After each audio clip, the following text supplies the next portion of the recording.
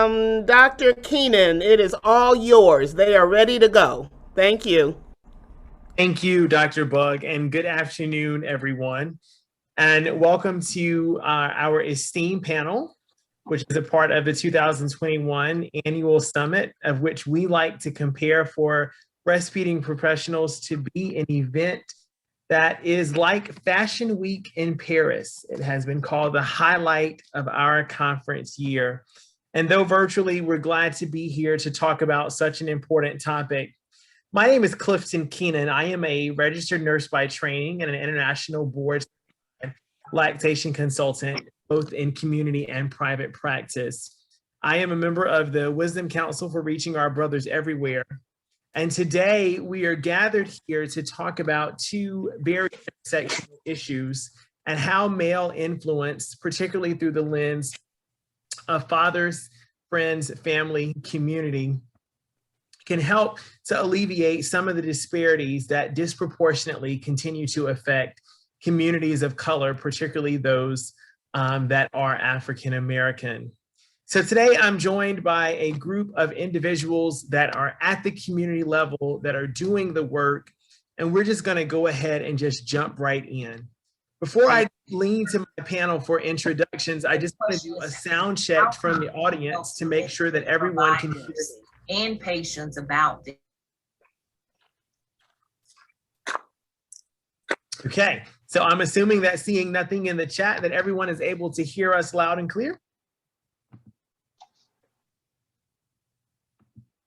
Yep. Thank you so much. Today, the title of our panel is Breastfeeding and Safe Sleep in Action. While there have been tremendous successes and great gains in the overall snapshot of breastfeeding in the United States across all communities, it would be untrue to state that the celebrations of alleviation of disparity has been universal. We know that despite things such as the Baby Friendly Hospital Initiative, the International Code of Marketing of Breast Milk Substitutes, community, faith-based, and policy decisions over the last 10 years, there continues to be disparity that affects some communities more than others. In addition, safe sleep parallel to breastfeeding, while there has been significant policy and awareness campaigns and intervention, we do still continue to see disparity alongside that of breastfeeding. That being said, today we're going to talk about these two issues, and our esteemed panelists are going to provide a brief introduction of themselves and the work that they do before we jump into some very robust questions that I've prepared. So I'm going to call on each of our panelists individually, and they're going to give a brief introduction of who they are and the work that they do, and then we're going to come back and continue the conversation. So let's start with Brother Williams here, and we'll go from Brother Williams to the Buggs that are gathered together, Wesley, Caleb, and Dr. Bugg. We'll come back to Greg, to Kevin, and to Ken. All right, so let's go ahead and get started in that order. Calvin, you're on. Thank you. Thanks so much, Clifton. Calvin Williams, I'm here in Cincinnati, Ohio. I am a charter member of Reaching Our Brothers Everywhere, founding member, I should say. So here in Cincinnati, I operate a company called Lucian Families, Lucian, where we focus on parenting, co-parenting, relationships, and breastfeeding. I am a certified lactation consultant, and in that work, I've been able to marry together fatherhood and breastfeeding, and I've done, over the past couple of years, a number of men, fathers, breastfeeding workshops for WIC organizations here in Ohio and other places around the country. I also serve as the fatherhood coordinator at Hamilton County, Ohio, Job and Family Services. And so, yeah, my whole work is fatherhood and breastfeeding. And I'm just happy to be here to support this conversation. Thank you, and apologies. On the screen, we have three brothers. We have Dr. George Bugg, Wesley Bugg, and we have Carl Rout. So we have the Buggs plus Carl. So Carl, you just jump right in. with the Buggs. We really appreciate it. So let's start with you, Dr. Bugg, who is, essentially kind of like our father. Hello, I'm George Bugg. I'm a pediatrician. I work with mothers and babies daily and am involved in counseling mothers about back to sleep and about the importance of breastfeeding here in the Atlanta area, primarily at Wake Memorial Hospital. Hello, family. My name is Carl Root, a responsible fatherhood practitioner. I've been doing it for over 30 years, and my work at ROBE is as a community transformer, where we engage with father-serving organizations, male-serving organizations in the metropolitan Atlanta area to get them to embrace maternal child health education, to support an increase in breastfeeding rates, a decrease in infant mortality rates, and the like.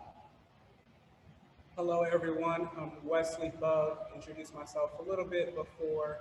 For this portion, I'll add that it is my responsibility to gather great men around myself and around ROBE, so that way we're able to provide quality products as well as best practices to help our communities and those who serve others.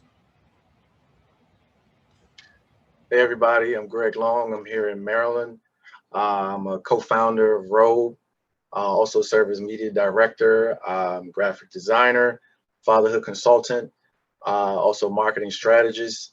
And at this point, I'm at a place where portraying healthy situations with families and fathers and breastfeeding.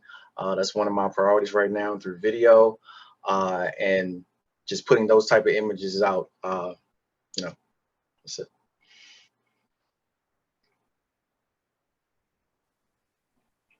Kevin, take yourself off mute because we want to hear what you have to say.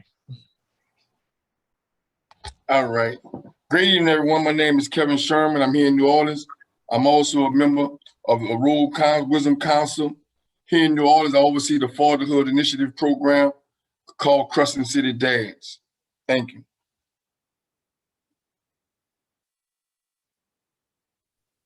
Thank you, everyone. Wesley, Carl, and Dr. Bugg over there, we were having just a bit of some technical issues, so I trust that you had attended to them. So we're going to be coming back to you shortly with some questions. So let's just jump in. This is a topic that we talk about all the time. Of course, I prepared some conversations, some questions, some starters, but we likely will venture away from that and talk more holistically about the issues at hand. But we're going to start with one of my favorite things to talk about, and that's breastfeeding. As a lactation consultant, I've been working with families around breastfeeding since I was 18 years old, continue to be in practice today. Like I said in the introduction, the last 10 years, we've seen a lot of tremendous successes. There's been some great work that's went in to helping raise the profile of breastfeeding. And there's been some statistically significant increases and changes as it relates to duration, exclusivity, and initiation of breastfeeding. That being said, there is an in-your-face reality of some continued disproportionality. And there are some issues that need to be continually attended to, particularly in our communities. And when we think about this disparity and we think about working directly with the community, I want to come back to the panelists and I want you to talk just briefly about some of the work specifically that your organization or that you are doing currently to help alleviate some of the disparity that we see in the Black breastfeeding community. So I'm going to start with Kevin this time. And Kevin, if we could start with you, and then we're going to come over to Kelvin and then circle back to Greg.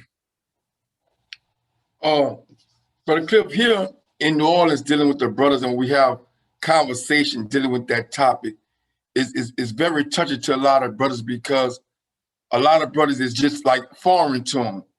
When you're talking about breastfeeding and trying to get them to understand it, they done heard so many myths about it, so you have to first get the brothers to understand what this entails, how healthy it is for the baby, what's the great side about it.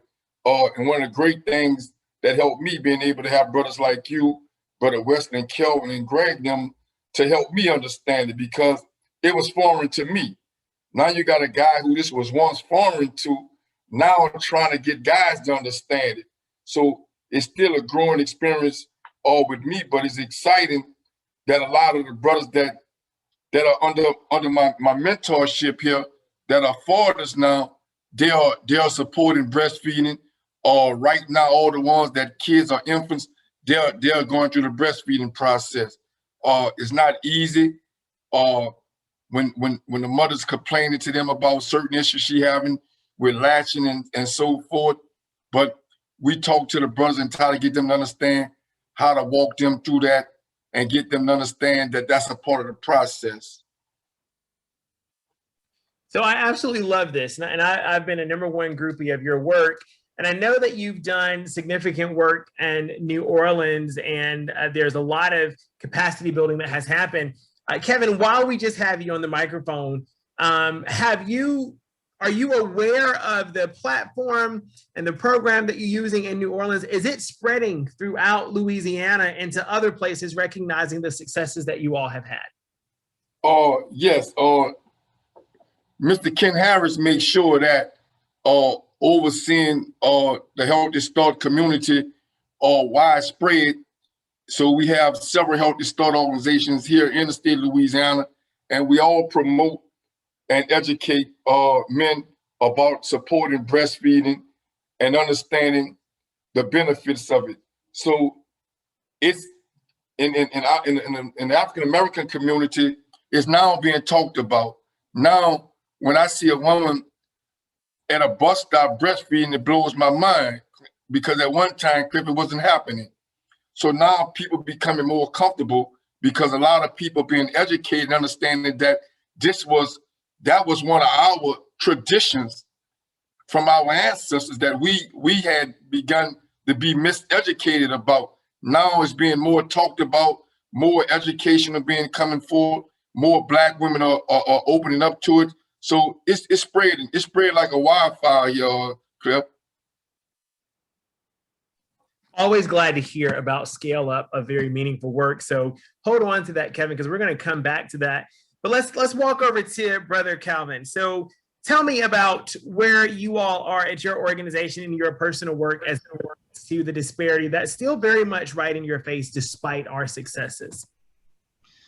Yeah, since I became a CLC 3 years ago, I've had many opportunities to engage healthcare professionals.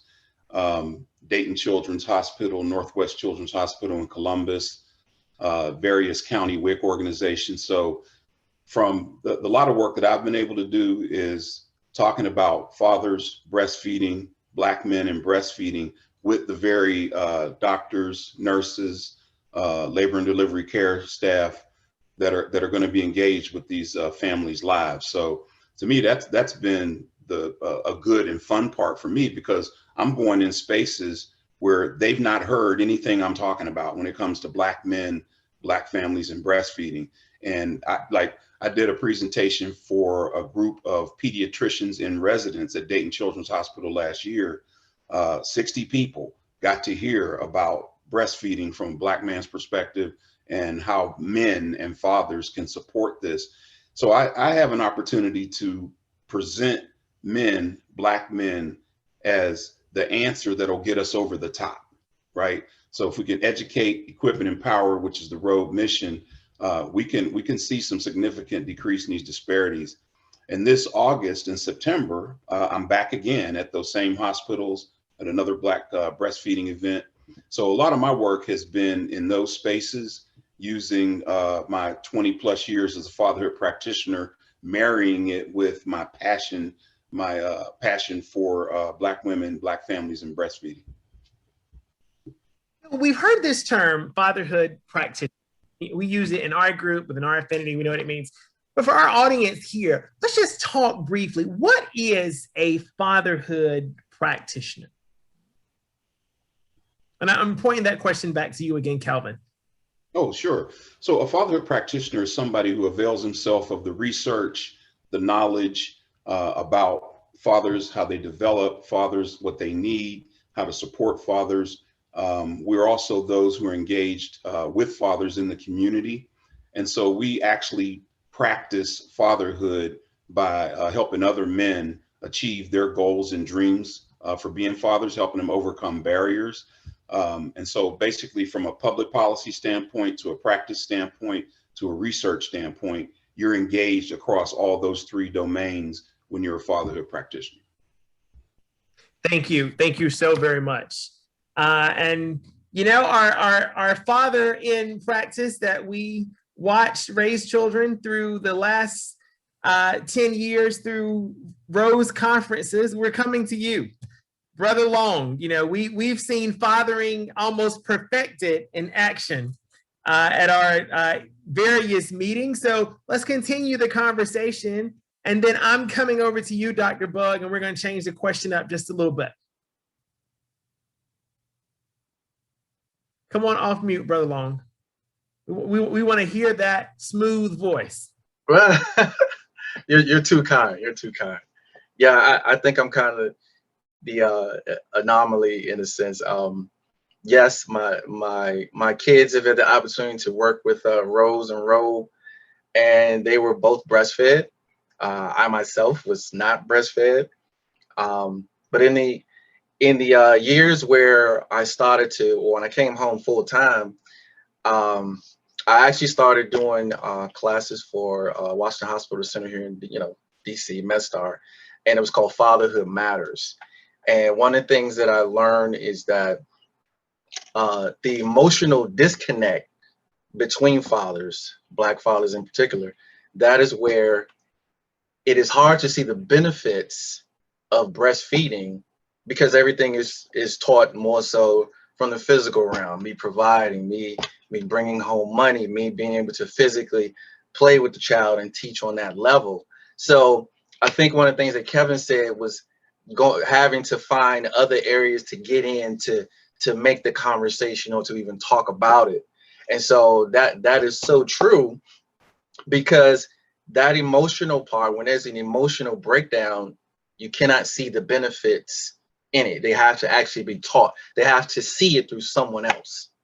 So thankfully, I've had the opportunity through MedStar and the things that I'm doing today as far as media and being able to capture interviews and be able to talk to fathers and families, to be able to record that information, to be able to put it out in high quality videos so that other people can see it, other men can see it.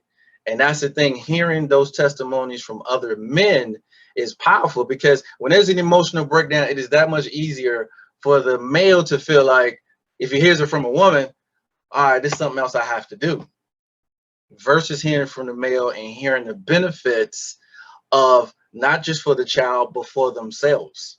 And that's the part, me being able to speak on how I actually experienced healing through my children being breastfed.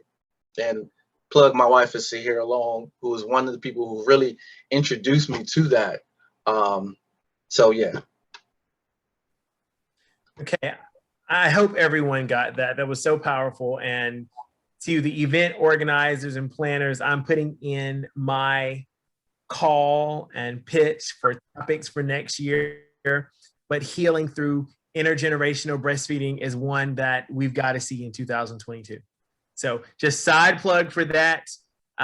Andrea, Mama Bugg, I'm just on what Brother Long just said is something that we need an entire dedicated to. All right. Okay, Dr. Bugg, I'm over with you.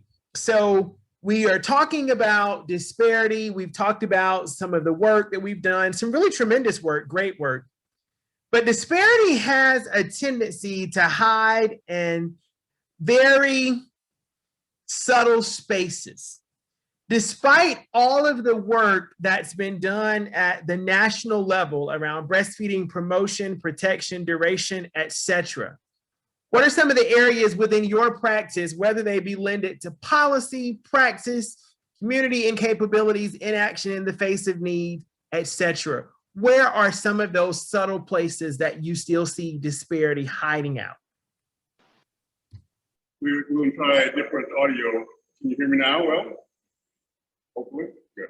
All right, so in terms of policies and disparities, this still continues. One is that Black infants, unfortunately, are very much more likely to be born extremely premature. And there is a great need for mothers to provide breast milk for their baby. So unfortunately, again, because it is an unexpected event when the baby is born early, the mothers may not have had sufficient counseling to know that it really is important to provide breast milk for the baby. So a disparity is in the provision.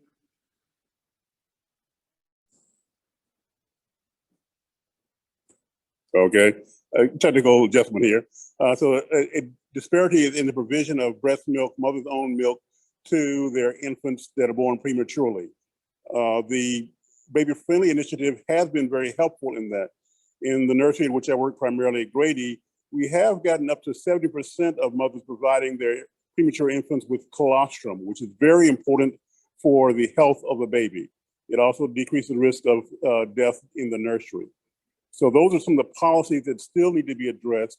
While breastfeeding and Baby Friendly has helped, it is still not a universal. So we need to work on areas where practitioners are not adept at promoting breastfeeding and the importance of colostrum provision to infants. Thank you, Dr. Bugg. That's really important because too often we think about breastfeeding and providing human milk as something that follows a trajectory, that follows term pregnancy, that follows sort of this trajectory that, you know, you do this, this, and this, and then this comes. And really, a lot of those programs don't have the identification of preterm birth and those things built into it. So we certainly need to do a better job there. And I certainly appreciate you saying that. But I'm also happy to hear you say that we do see those numbers continue to rise as it relates to people providing colostrum to their infants, particularly those that are born preterm. Now, that being said, we've talked about the work that we're doing. We've talked about fatherhood practitioners and where we see some gaps at the community level and the policy level.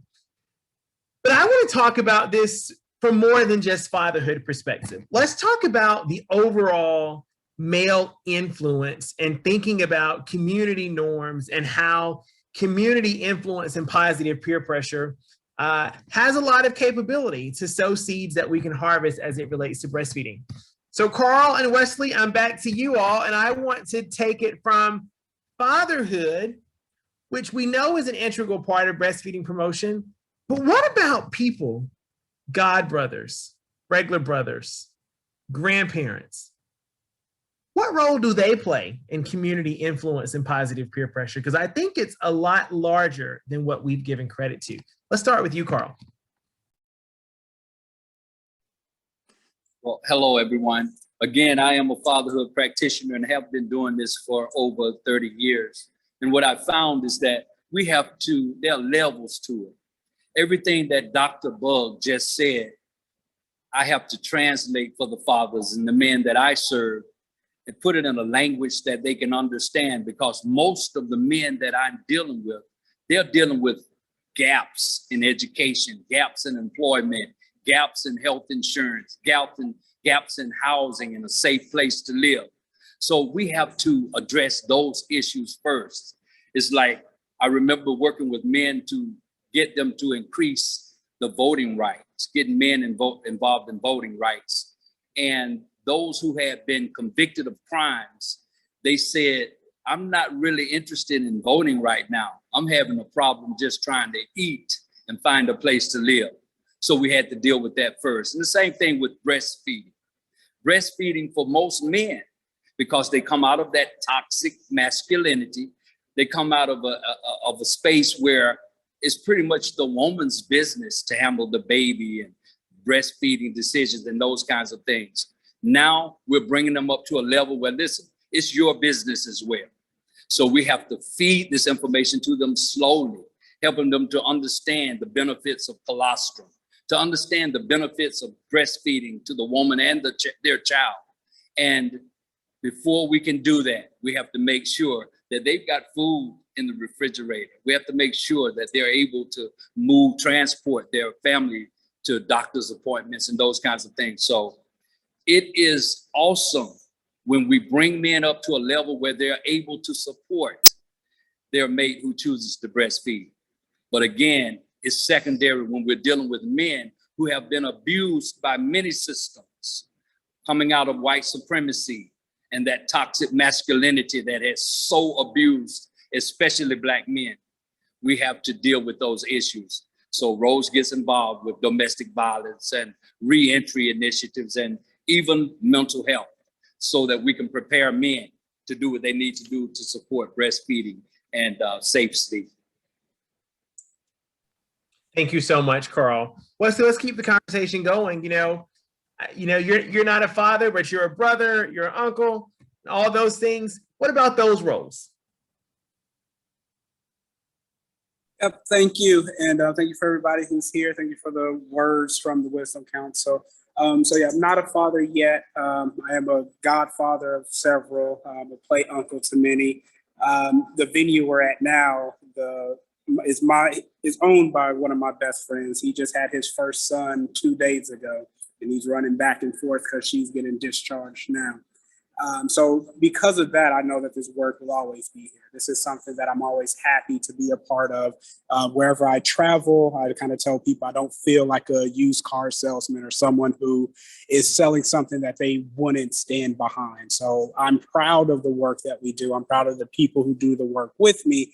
But like has been said many times before, under the context of all of what is going on, it would be hard for me to see how someone could do this unassisted, whether that's government support, family support, friends and family, church, or wherever you get your solace from. I can see how in this world, everyone needs some support. And I understand that not everyone gets it from the same places. For some people, where you seek refuge, that someone else may not be able to seek refuge. So under all the context of what happened in this country to African Americans, Native Americans, and other people around the world, there's a lot of healing that needs to go on. Some of that happens through education. Some of that happens through collaboration, but hopefully ROBE will be a part of that change. Let's stay there, brothers, because we've talked about fathers, we've talked about family members, and the old adage and very much embraced colloquialism of it takes a village to raise a child. I think we're full circle back at universal acceptance that is absolutely necessary.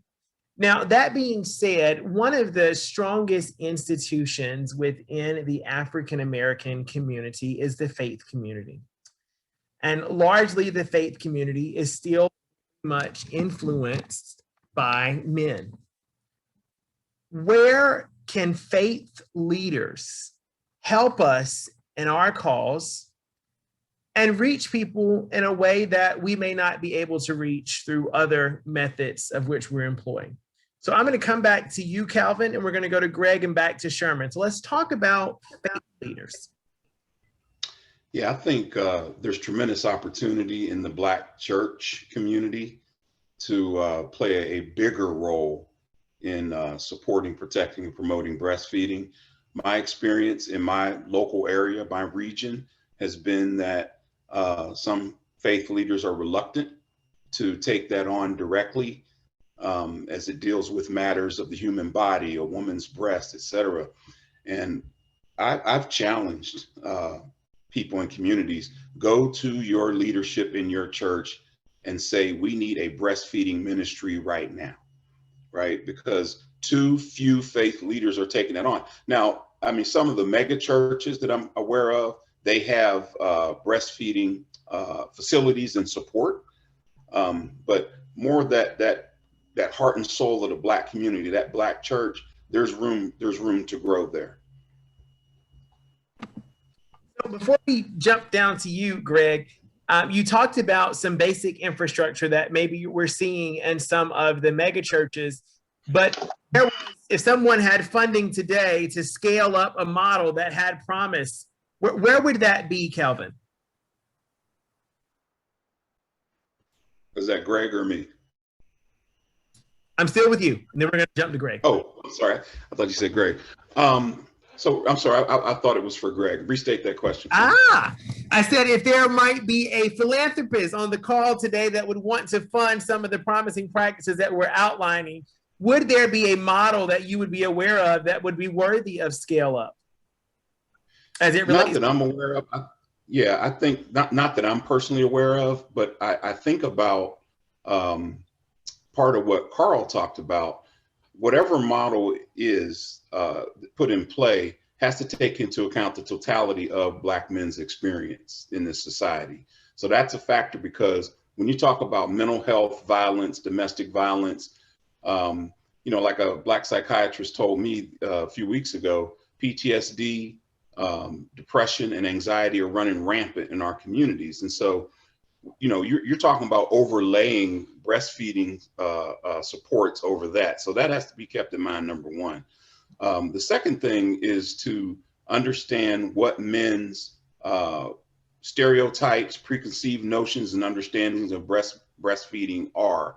I've heard more than enough times from men directly or from those serving families in my community, men's attitudes like, those breasts belong to me, you know, or, you know, I think, oh, like one young man just told me, I don't know, man, it just seems nasty, right? So if you're going to build a model, you want to take into account the totality of Black men's experience in this society, and then work towards taking on, beyond just education, man. It's almost like re-indoctrinating them. Like sometimes I call it reestablishing their fullness of their humanity, because to get that far away from breastfeeding is like you've kind of divorced yourself from the fullness of your humanity. So those would be my recommendations. Oh, wow. Okay. Now, building on that, Brother Long, you know, I know your thing is video and ethics and bringing stories to light through technology.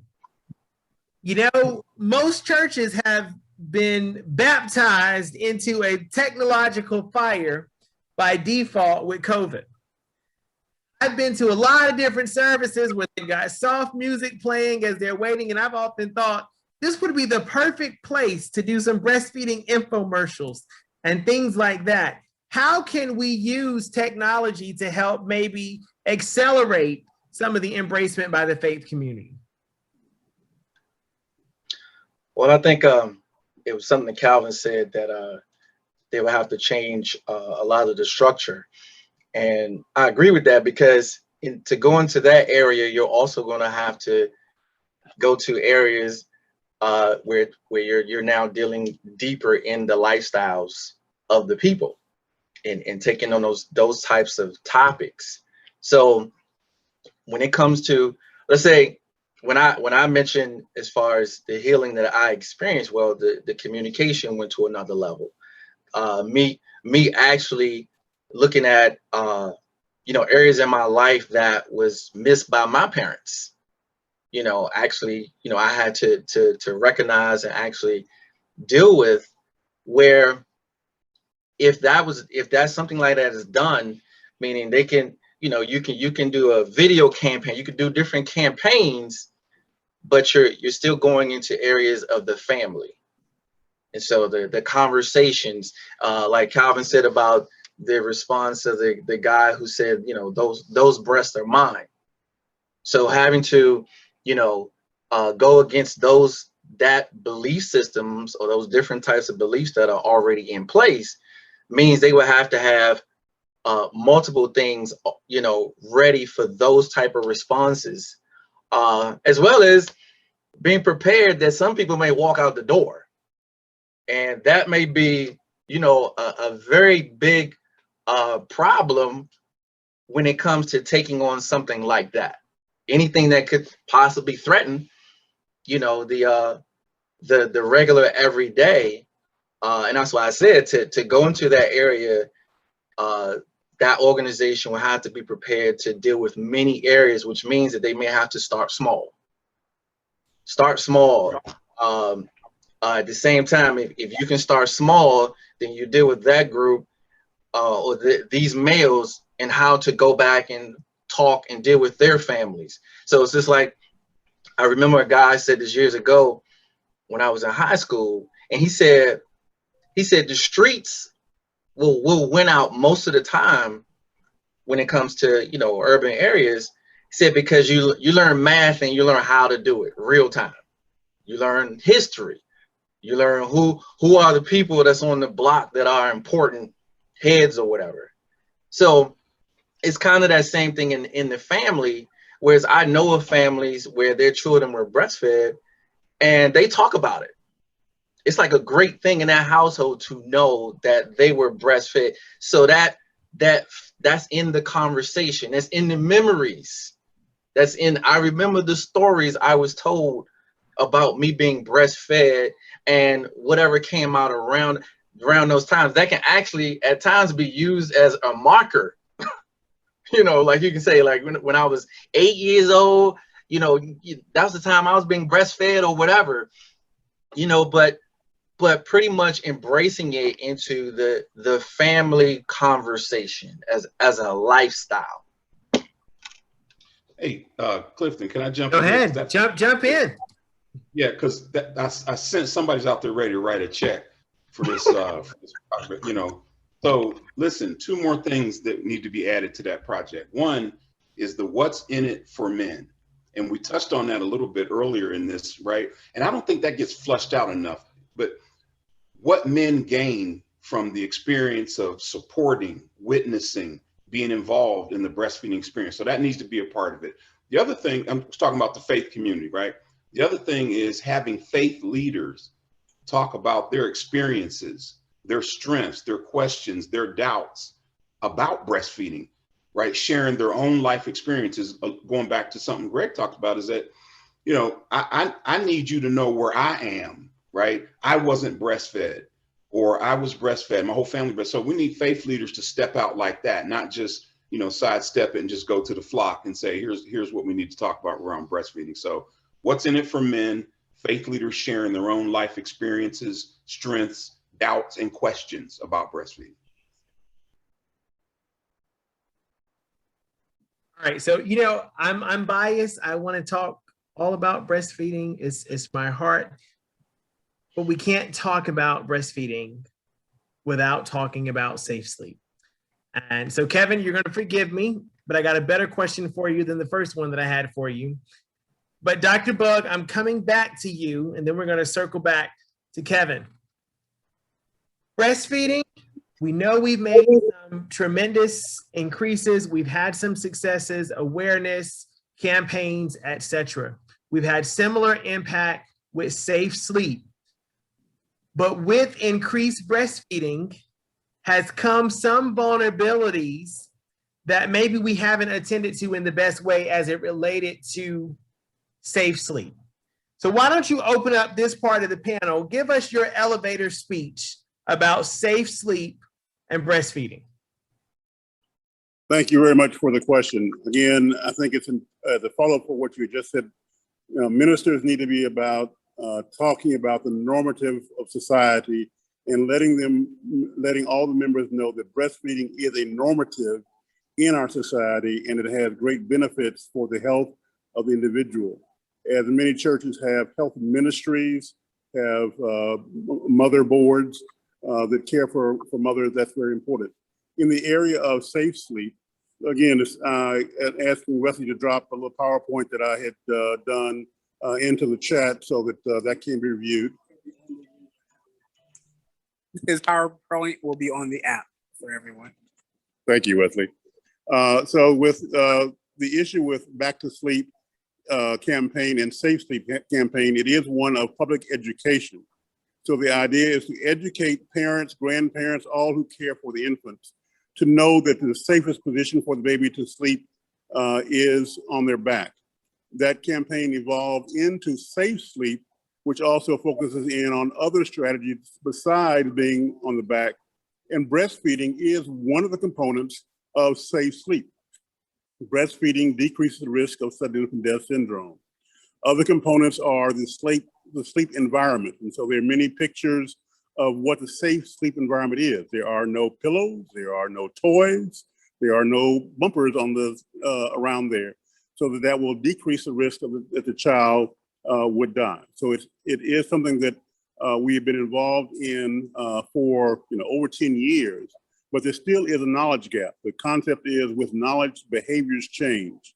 And I'm very pleased to see when I go into the hospital now, when I talk about back to sleep, that mothers and fathers are aware of the need for positioning the baby on their back. We also talk about babies can have tummy times when they're awake.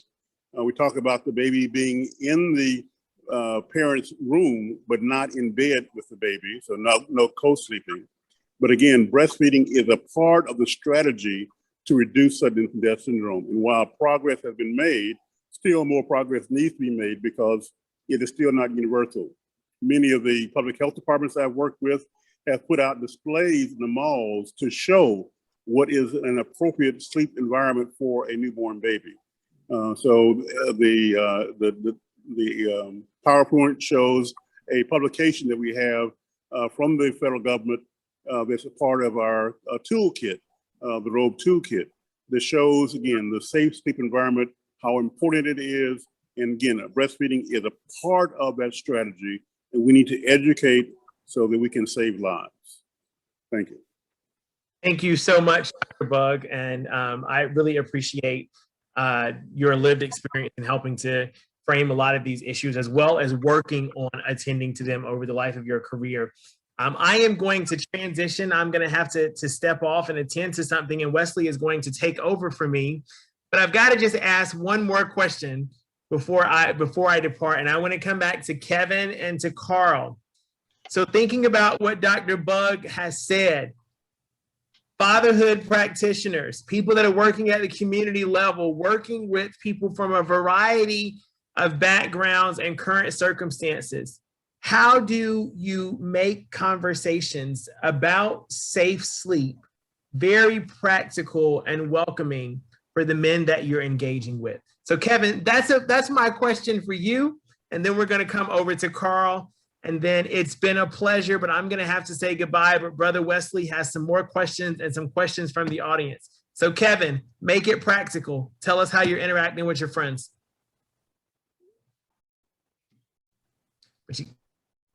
But you got to come off mute to do it, brother. Before you start, just want to say thank you, Brother Clifton, and hope to see you soon. All right. First of all, we have a miniature baby crib, Clip, and in a baby crib we have just a baby. So most times I put other stuff in the crib, and I ask the guys what belongs in there and what's not belongs in there. That's for my guys. But Clip, if we can look at when we talk about trying to get people with the most influence that to help with safe sleep, breastfeeding, we talk about the religious community. For some reason, they have taken the same approaches that schools have taken by taking certain educational things out of school. Certain things has become that we don't talk about. And when you bring up certain subjects, people tend to run from it. Safe sleep is not a normal conversation in your average community because people take for granted that a lot of guys and families really don't know. I goes in houses all the time when I do my home visits, and you got everything in the crib. And when I explain to them, I didn't know. So it has to be a broader scope of people that's trying to educate and teach men as well as the families about safe sleeping. It's very important. For instance, we if you have been watching the world news, we have a big incident down here where people actually thought that this woman was pushing her baby around sleeping in a stroller, and this woman, her mental capacity had left her. This baby was dead. It's been on the news every day for the last 3 days here in New Orleans, right? We can talk about safe sleep, we can talk about breastfeeding, but there's a lot of mental aspects that comes with this birth situation too. Unbearing a lot of financial weight and everything else on a female or whether it's the male. It's causing them to forget about the certain things, how to take the blanket out the bed, how to remove this, because they're going through so many other things that's overburdening their mind till they're not really getting some of the important issues.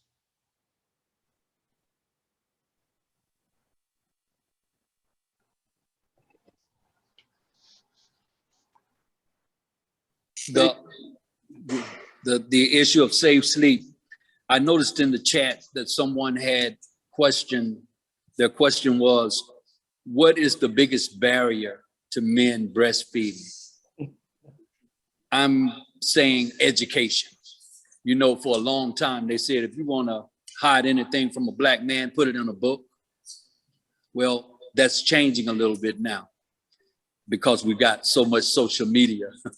We can find out information in other ways, but I say all of that to say this: safe sleep, before I knew anything about it, was something foreign to me.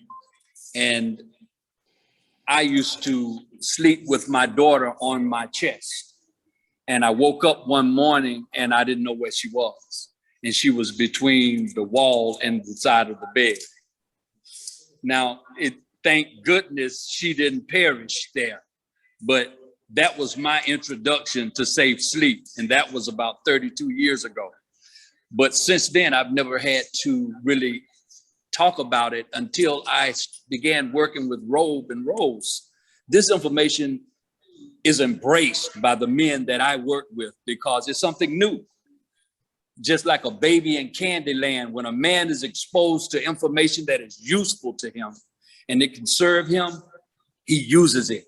And he uses it to the benefit of not just himself, but his family and his community. So I'm excited about just embracing the knowledge myself and taking it to the communities where I serve, because quiet is kept, our brothers are ready to embrace this aspect of manhood, safe sleep, increasing breastfeeding rates, because we understand the benefits. Once we know the education part of it, we embrace it. So let's continue to teach as we are doing at ROBE. Thank you. And so no particular order, but my question to the Wisdom Council would be, as we all see a lot of men wanting to be entrepreneurs or take their own stake out in the world, be their own leader, what words of encouragement or wisdom or experiences would you share with young men who want to kind of be their own boss versus, you know, working under a mentor, working with organizations that might share some of their own ideals? That's an interesting question, Wesley. There's a young fatherhood practitioner here who he's been so dedicated to becoming a professional paid father practitioner. For 5 years, he worked towards that goal, and he finally got a job at an organization that had a well-established, well-funded, long-standing fatherhood program. That was 2.5 weeks ago, and now he's quitting, right? So one of the things that comes out for me in response to your question is he found out that his passion, his true passion for fathers and fatherhood, and determined to be in that work, didn't match up with the organizational priorities and standards and structure that that he was in, right? So he was almost, and this is going to sound crazy, but I know this young man, he was almost too good for the organization. And so I think now I say young man, I'm 62, he's 40. But what I would say is when he's 30, when he's 28, when he's 27, somebody could help him understand his true value, in a sense that how it can be misused, misconstrued, misread in these organizations, and set him off on a different path to achieve that goal of being an independent fatherhood practitioner as a profession. So I would say making sure guys really understand their value and their worth early enough and help them understand that your heart might not match up with that organization that you think you want to be a part of.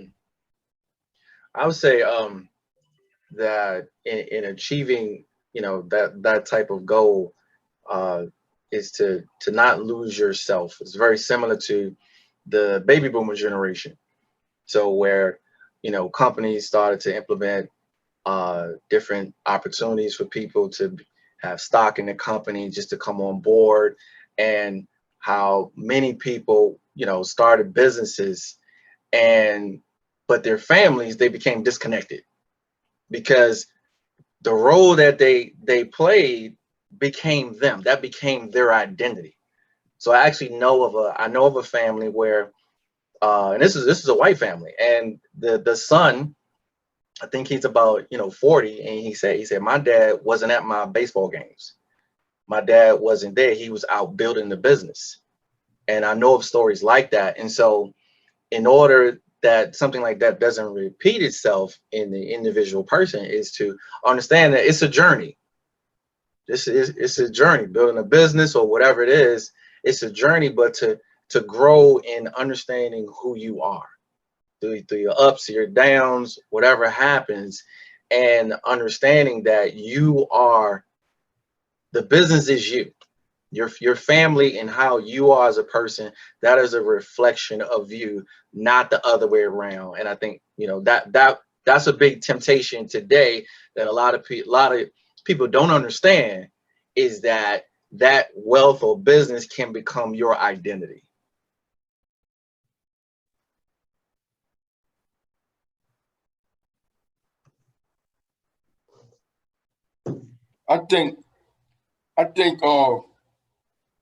I agree with Greg and Brother Kelvin, but I think a lot of times men have to get away from the stereotype that has been placed up on them, and they have to believe. I try to teach all my guys that nobody should want more for you than you want for yourself. You have to reach. Don't let your environment, your circumstance, situation determine who you're gonna be the rest of your life. Because now, once you bring a child in this world, it's not about you no more. You have another responsibility for at least 21 years. That's bigger than yours. So you have to start thinking about that future. Want more for that child than you was able to have for yourself. And you have to set goals. A lot of times, men don't know what those goals look like. They think goals is starting off big. You start off small. And you work your way and you take your time. But the people who say they care, those community organizations has to play a part in helping groom that young man, for the sake that in a community there's really no help for them. And they getting doors turned on them everywhere they go, so it becomes frustrating. And it goes back to what Greg said about streets. If a brother gonna feel like, I always tell me why they on the corner because of their brother and their sister. I say, okay, if you go to jail a day tomorrow, then who your brother and your sister gonna have? Because they sure ain't gonna have you. So let's start thinking about better ways. What can replace that corner that gonna make you comfortable and make you understand that easy money ain't always the best money. Building something, a legacy, a business that you're gonna leave with your kids so they don't have to suffer like you suffer. And I think that's come from creating a lot of seminars that these young men can go to, meet people that can connect them and give them a fresh start of thinking. Because when we talk about mass incarceration, it starts when in Black communities at a young age, that they already incarcerated in their mind. The only difference between the penitentiary and where they at is barbed wire fences. Their environments are the same. They're confined. Their movement is limited. A lot of young kids in my community ain't never been outside the community. They're afraid to go on the other side of town because they might be killed. So if they're confined, how you expect them to grow or mentally on how to think about a business or this or that when they're only confined to their own community or small box? You're not going to get the kind of thinking that we're talking about in a small box. So all the people that say they're concerned about these issues, they have to start coming together and finding ways how to bring these young men out of their designated areas and make them feel comfortable and let them know that there's more outside of that. But it has to start with concerned people, because a lot of these young men, they have been traumatized, and we overlook that. We overlook their mental state of being and think that, well, they should do this, they should do that. Nobody should have to tell them this, nobody should have to tell them that. That's easy for people to say who grew up in a 2-parent home or a blessed home, when you have some kids that daddy gone, dad in jail, mom on drugs, they're trying to raise themselves. So we need to get away from when we always say it start at home. It start at home for those who have somebody at home. But what about the kids that don't have nobody at home? Thank you, Kevin. And now I just want to introduce you all to our brother Clifford Hunter. I'm gonna let him introduce a little bit about the work that he does. And the question for him would be, what support are you looking for in your community, and what makes your community unique from other communities? My name is Clifford Hunter. I am a part of Heart of Georgia Healthy Start in Dublin, Georgia, and we do have a fire grant. We're Fathers Among Men. I pastor in that area. I do radio in that area, and I own a business in that area. I want to address one thing, if I could. We were talking a lot about church, and I'm gonna say this. I said it in the chat. Every church is not geared to do outreach, and every church does not want to do outreach. Some have been traditionally cursed to stay in and worry about Sunday service.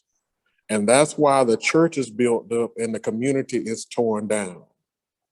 And so in order to have church and ministries take part in the teaching that you're looking for, it takes a due diligence. It takes going out and finding leaders that want to see change, not in the budget of the church, but in the community.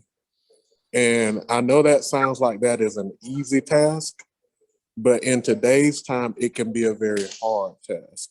So I just wanted to say that, but there are some churches that are willing to take on the project of breastfeeding to improve their children, to take on the project of safe sleep and other community endeavors. It just takes finding those people. There are few, but finding those and starting small. The other part of it is the church moves at a slower pace. The church is probably behind in many areas. I'm going to talk about my area, the rural area, maybe 20 years. It's behind. That's why when COVID came along, many churches shut down, no video, no anything, because they didn't understand Zoom or social media. And so the church is way behind. So when you start with a church, understand that that project that you think may take 6 months to get done may take a number of years to complete, and it still be small, but eventually it will grow. And I think that's one of the things that we have to say. I heard someone say something about perseverance, and that a person has to understand that the organization that they go into does not match their passion. And if we're honest here today, many of the organizations that we go to do not match our passion. But as a man, you have to understand, and this is just me talking, who you are and what you're designed to do. You're designed to change. So therefore, just like the young man was quitting after 2 weeks, the young man shouldn't quit.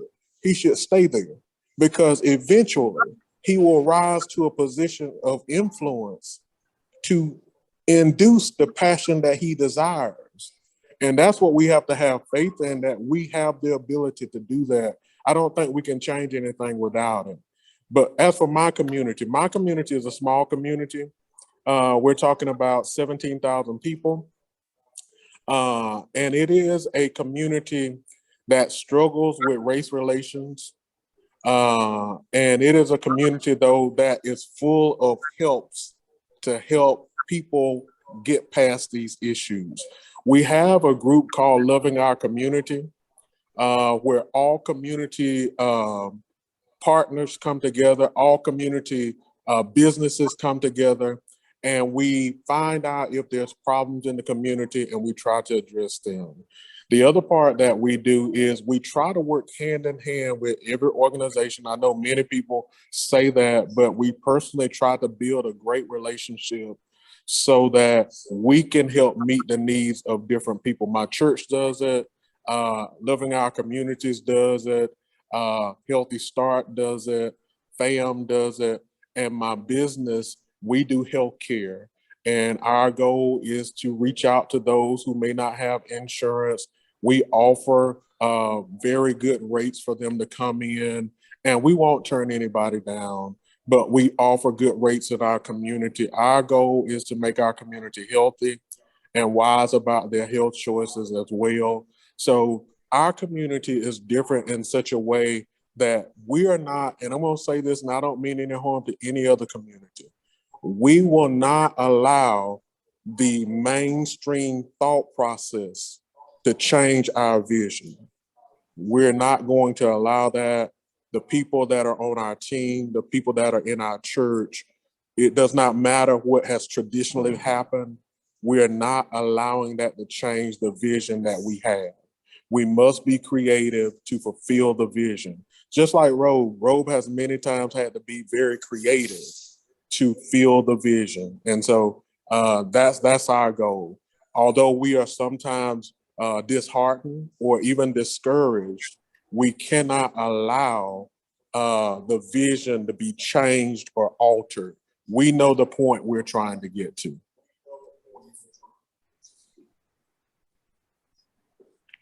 Hey, can I jump in here for a second, Wesley? Of course. So I appreciate Clifford's comments, and they connect back to the idea of there's a hypothetical funder out there and looking to build a program for faith leaders or for faith institutions around breastfeeding and safe sleep.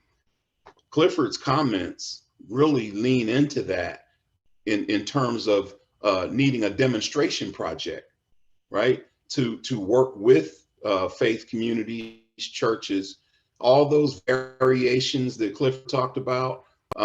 You put that in a sandbox in a demonstration project to see what will it take to fill those gaps, to bring churches up to speed. What will it take? And it's not always technology and money, but we really need some literature, some data on how do you get a diverse group of churches, perhaps, to build a structure to promote breastfeeding and safe sleep.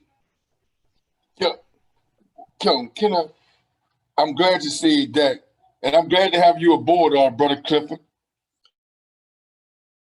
Go back, what are we talking about? Churches, what are we talking about? Organizations? And I had read what someone put in the chat, or similar, until organizations, churches, let's go back to churches.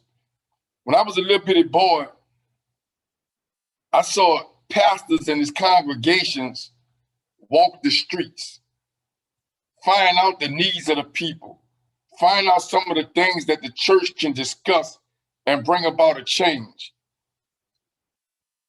When churches and things get to the point, and we always talks about this in ROBE, as individual, as people, you can't help me if you don't know nothing about me.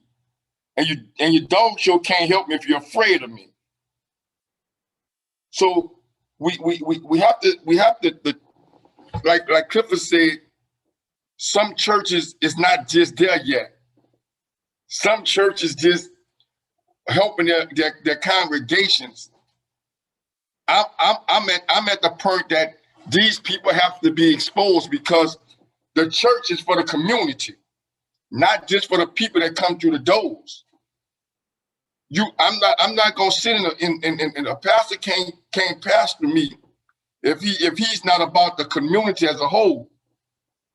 Because if I got 1 feet in, at least I'm there. What about the men and women that don't have now feet in? And try to get, the more you show the community you about them, the more they're gonna come in and let you educate them on the things we're talking about. But if the community feel like you don't care nothing about them and you trying to reach them with a message, it's going on deaf ears. It's just like a politician. I don't see him in my church until he's running for a position. It's the same with the churches. If you're not shaking your can, and I can't put nothing in it, you're not gonna try to help or educate me. We just have to be real about some things. So we have to start finding ways how. We can't wait for the church to get prepared. We gotta step up and like me, I go to my pastor.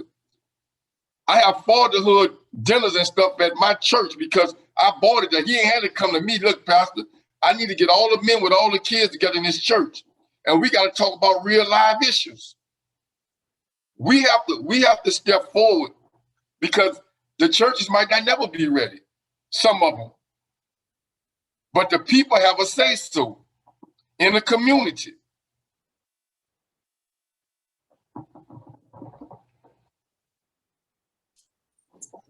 Thank you.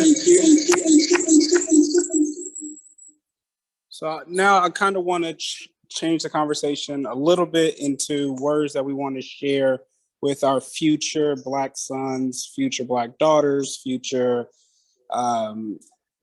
young people. So there are going to be a lot of first-time moms and dads who listen to this conversation, or a lot of people who work with first-time moms and dads. What are some information that you all would want to share with that first-time mom or dad? And then also, what are some programs that can be implemented? So we have hoop therapy, so some fun initiatives that youth may be able to participate in, but also be able to learn. And we can start with Greg. Well, programs like hoop therapy, I think that's really great. And I think anything sports related, maybe activities where the father and the son, so whether, to go out to the woods, do some, zip lining or whatever. But activities outside, I think those are all great in activities, period. I think that is something that's not new, but there has to be steps made. And I think as long as those steps are being made, the opportunities for new ideas and being creative in other areas will come, as opposed to, trying to eat the elephant all at once. It's like taking things a small step at a time to be able to learn from it, regroup, and then, push forward with the next thing. I think we just can't be in a place where get caught up on numbers and want it quickly. One of the things I saw at the Rose conference, I think it was 2017 or 18, but I had a chance just to see how much the message had grown, and hearing the conversations with the audience, it was amazing. And so I look at that in a sense to say, well, where Rose started to get to there, that was some time. That was some time. And so, dealing with the dads and, the opportunities to bring in the sons, or however that looks, is, I think that having to take in and understand, we just got to be patient. We just got to take the small steps. I mean, ROBE started in 2017. So to not get on, it's very similar to what I said about business, how, You know, you can kind of get on in, and then it becomes more of, you know, building the business. You get what I'm saying? Versus, you know, we just embrace the small steps, keep going, and understand, you know, it's only been, at least for ROBE, 2017, and to be able to look at the you know, the footprint from other organizations, it hasn't been that long. And if I go back to maybe 2017, 2018, when Kevin Love, who played for the Cleveland Cavaliers, and he came out and said that he was dealing with depression, and how that just went across, you know, it was all in the news. And, you know, that just goes to show that that is like really behind for men. So then that became a conversation that had the possibility of becoming normal. So to hear people come out and say, you know, I'm dealing with depression. You know, these are men. I just saw an interview with a rapper, Kevin Gates, and he said, "Are we on the air?" And he said, "Well, I don't usually say this." And he came out and said, you know, he was molested. You know, so those conversations, just to be transparent, open, you know, we're still in the baby stages. You know, so I would say embracing just that reality and just keep going.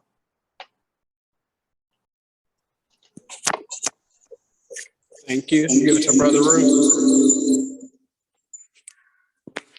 Hello, family. As we talk about what advice would we give to young men, I am a major proponent of rites of passage. For me, I was named after my father, Carl Lewis Root Jr., but he and my mother divorced when I was 8 months old. So by the time I got in the first grade with the last name like Root, every day when they called the roll, I hated it because they always asked me, "How do you pronounce your name?" And guess what? I wasn't sure because my daddy wasn't around to tell me. Now, I say that to say this. Rite of passage, just a simple rite of passage for me would have been for this man to tell me how to pronounce my last name. Just that small, just that little tidbit would have had a young man like me walking into the marketplace every day with great confidence. But because he did not do that, I walked into the marketplace feeling inferior, feeling somewhat less than. So today, for me, rite of passage is so very, very important because what I found is the narrative of fatherhood, Black fatherhood in America today is that 73% of our household are led by single mothers, all right? That's the narrative, saying that most of our men are not present or are not doing what they need to do for their families. But when we look at this, again, we spoke of, Brother Ken Harris spoke of, and so did Dr. Nichols. They spoke of the systemic and the structural abuse that Black men have had to endure just to get to ground zero. So here we are today in this time of disruption and dismantling. I saw in the chat a question that was asked. What did COVID-19, what were the promises or what good came from COVID-19? For me, it was purposeful living. I get an opportunity to reevaluate relationships. I get an opportunity to reevaluate the way I move in the world. And for me, I went back to that rite of passage piece for young men because I'm no longer thinking about just me. I'm working on legacy. For a young man, I would say to him, never, ever, ever give up. And you have many fathers.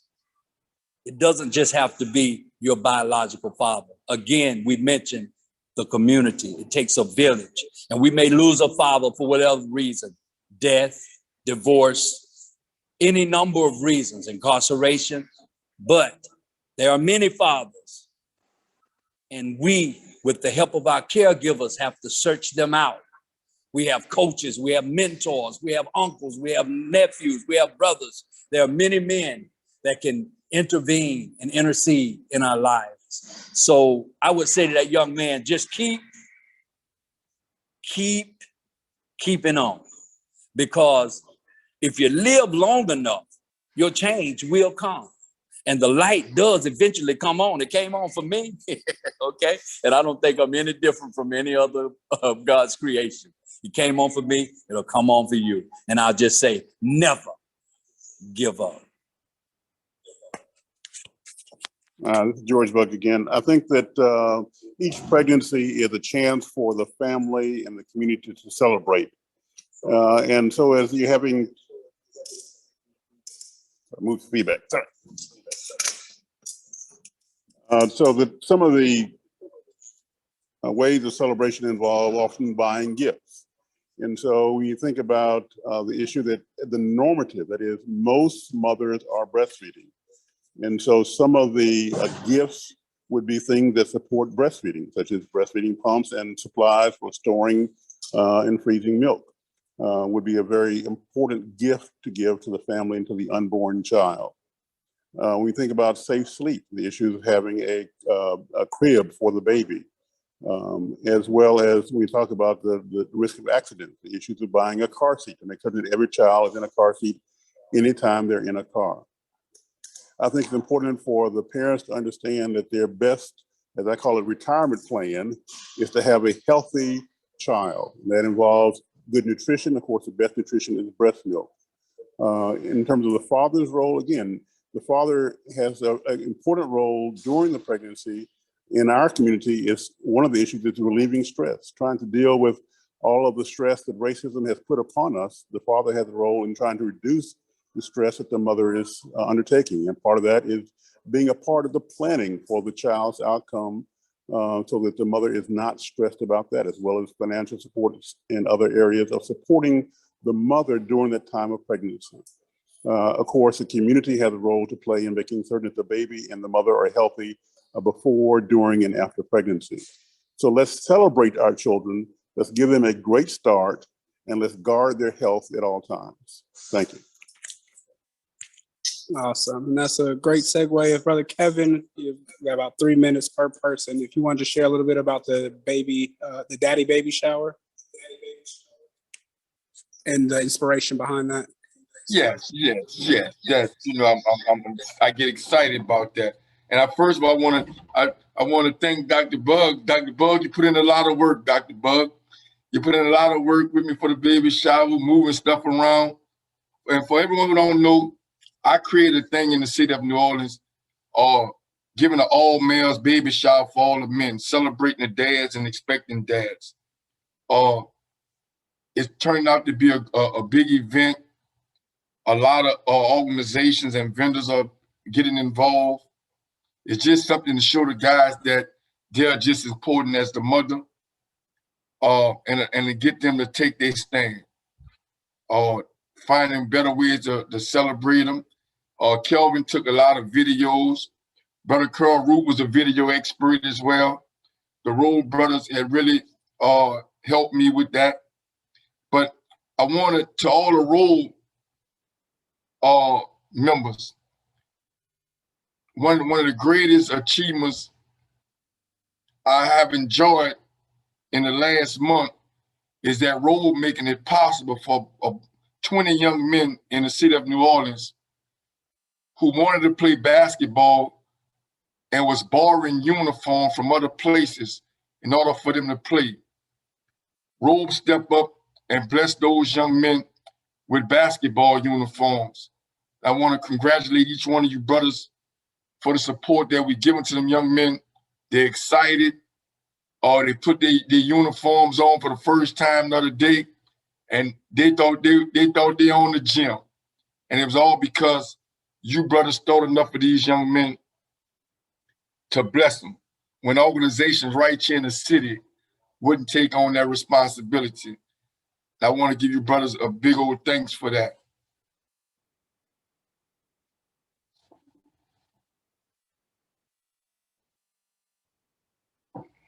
Thank you. Brother Calvin, would you go next? Same question. What words of encouragement or wisdom would you give to a young father, young mother, or to the young child? Yeah, two things come to mind. One is I would encourage them to pay attention to the information about brain development from 0 to 3. critical stage to set up lifelong learning and health. And that may sound heady, but shoot, I don't know, 15 years ago in one of my first fatherhood programs, I partnered with a psychologist at Children's Hospital here. She created a presentation around brain development 0 to 3 that was very well received, and we used it for years, using cartoons and drawings and things. And so I would encourage to pay attention to brain development 0 to 3. Matter of fact, 0 to 3 is the name of the website that I like, where you can get information on how important that period of time is and what the opportunities are for parents and children during that 0 to 3 time frame. The second thing I would say is parent with intention. I like to call myself, I raised my son with intention. I mean, I did things on purpose, thinking about his future. And it wasn't always about having the resources. It was about my behavior towards my son, my reactions to my son's behavior, how I managed he and I in that household was based on intention, thinking of him down the road and doing something now that I think or know will positively impact his life. So brain development 0 to 3, be an intentional parent.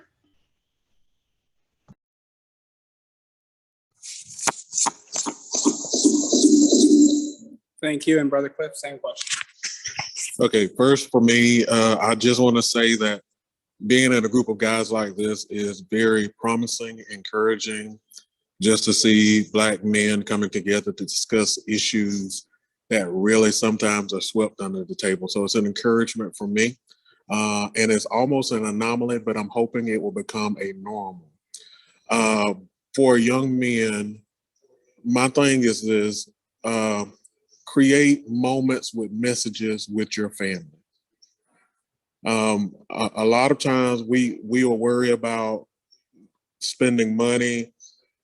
I don't remember a lot of that with my family. I remember the times we sat and laughed together. I remember the times my dad taking me out to fish. I remember the times my dad taking me out to build something or to work on a vehicle. Those things stuck with me, and they didn't cost a whole lot of money.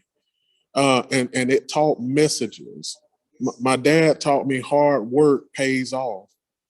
And then he says, enjoy life. Take time to enjoy life. Have a balance. And so I would encourage young men, you don't have to be the most educated. You don't have to be the richest for your child to have the best life. You just got to create moments with messages. Messages to be patient, messages to work hard, messages to love people, messages to treat people right, messages to get your education.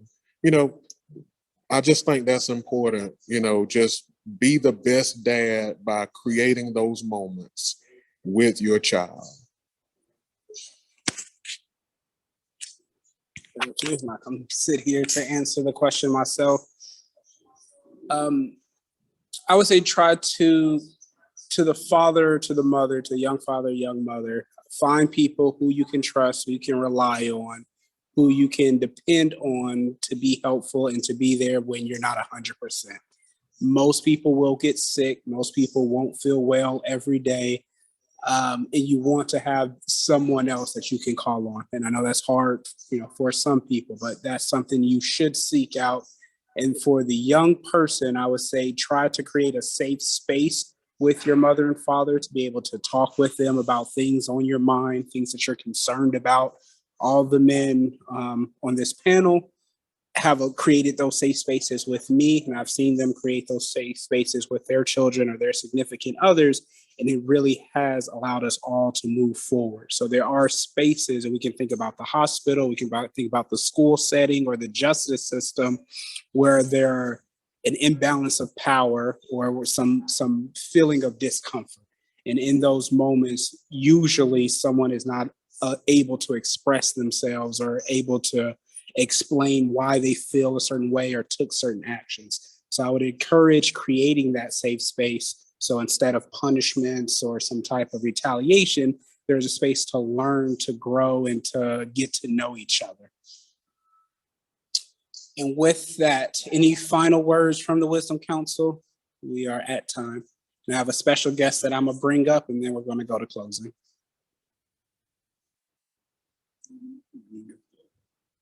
All right, thank you, Wisdom Council. And we do see the questions and comments in the chat, so we'll save the chat. The WOVA app will be available to everyone for about 3 months, so we hope to keep engaging with you all and keep this discussion going.